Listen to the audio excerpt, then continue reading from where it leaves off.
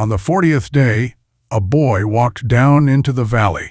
No armor, no sword. In his hand, a single sling and 5 stones from the brook. Across the valley stood a giant who had made an entire army fall silent. For 3,000 years, we have called this the ultimate underdog story. The small shepherd boy against the giant. But what if that was never the real matchup?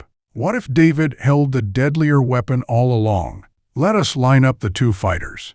Goliath, from the Philistine city of Gath, 57 kilograms of bronze scale armor, a spear whose head alone weighed 7 kilograms, a bronze helmet, bronze greaves, and a shield-bearer walking ahead of him. He was, in effect, a walking fortress. And David, a shepherd from Bethlehem, the youngest of 8 sons.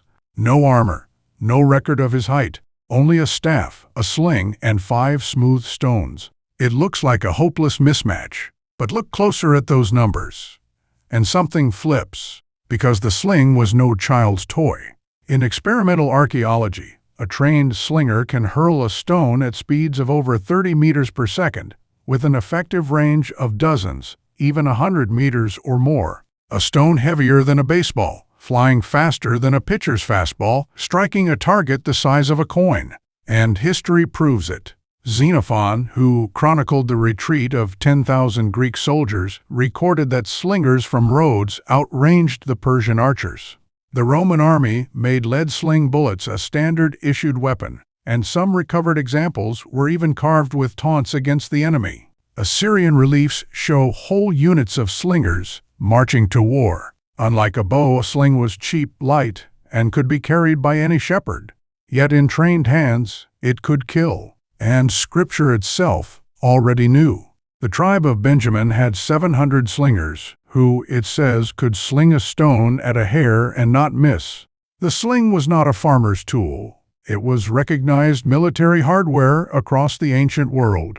So why did David take off Saul's armor? Not simply because it was heavy.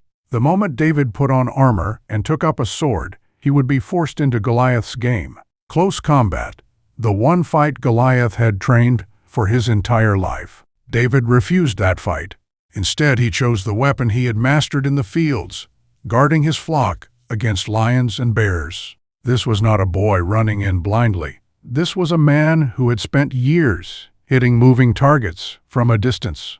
And with that choice, the matchup transformed. It was no longer a small boy against a giant.